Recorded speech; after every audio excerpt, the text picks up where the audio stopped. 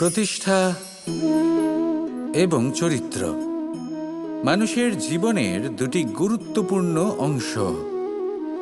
যখন মানুষ ধন অর্জন করে, ঐশ্বর্য লাভ করে, জীবনযাপনের সামগ্রী ক্রয় করতে পারে, তখন সে প্রতিষ্ঠিত হয়।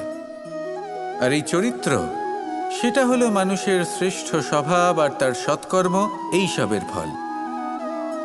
মানুষ এই প্রতিষ্ঠাকেই নিজের জীবনের অস্তিত্ব বলে মনে করে ফেলেন, আর সেটা অর্জন করার জন্য সবকিছু করতে প্রস্তুত হয়ে যান, এমনকি নিজের চরিত্রকেও বাজি রাখতে প্রস্তুত হয়ে যান। কারণ মানুষ একটা কথা জানেন না, যে যদি প্রতিষ্ঠা নাশ হয়ে যায়, তাহলে তার দ্বারা কিন্তু জীবন নাশ হয় না। আবার পরিশ্রম করে, নিরন্তর প্রয়াস করে প্রতিষ্ঠা আবার অর্জন করা সম্ভব। কিন্তু একবার যদি আপনার চরিত্র নাশ হয়ে যায়, তাহলে আপনার জীবন পূর্ণরূপে নষ্ট হয়ে যাবে, এই কথাটা নিশ্চিত। আর আবার এই চরিত্র নির্মাণ করা সম্ভব নয়। মানুষের জীবনের আসল অস্তিত্ব হলো তার চরিত্র। যদি কোনো ব্যক্তির চরিত্র অত্যন্ত শ্রেষ্ঠ মানের হয়, তাহলে সে এই সংসারের সব কিছু লাভ করতে পারবে, যেগুলো তার প্রয়োজন। হতে পারে সে যাবতীয় ভৌতিক সামগ্রী সেই মাত্রায় হয়তো সে নাও পেতে পারে যতটা আমরা কামনা করছি, কিন্তু তার জীবন এবং তার অন্তর্মন সুখ এবং আনন্দ দ্বারা পরিপূর্ণ হয়ে থাকবে, এই কথাটা নিশ্চিত।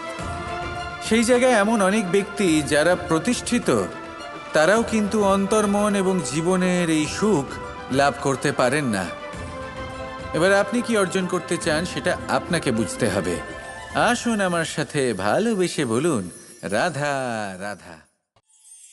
আজ আমরা মানুষের আরও একটি শত্রুর বিষয়ে কথা বলবো, যার নাম হলো লোভ।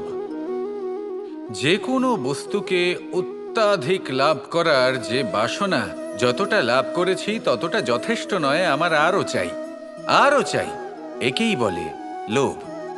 এবার এই লোভ আপনার জীবনে শুভ না অশুভ, আপনার মিত্র নাকি আপনার শত্রু, সেটাও নির্ভর করছে আপনার ওপর।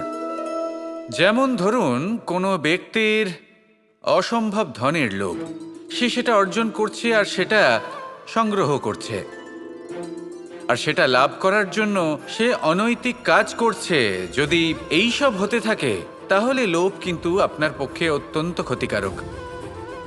কিন্তু যদি সেই ব্যক্তি ধরুন ধন অর্জন করছেন, তার সাথে নীতিও পালন করছেন, আর সংগ্রহ করার পরে সেটা সংসারে ছড়িয়ে দিচ্ছেন, যদি এমনটা হয়, তাহলে এই লোভ আপনার বন্ধু হয়ে উঠতে পারে। যদি আপনার সৎসঙ্গ লাভ করার, সৎকর্ম করার লোভ থাকে, তাহলে আপনি কখনো একা থাকবেন না। যদি ভালোবাসা প্রদান করার লোভ থাকে, এই সংসারকে সাহায্য করার লোভ থাকে,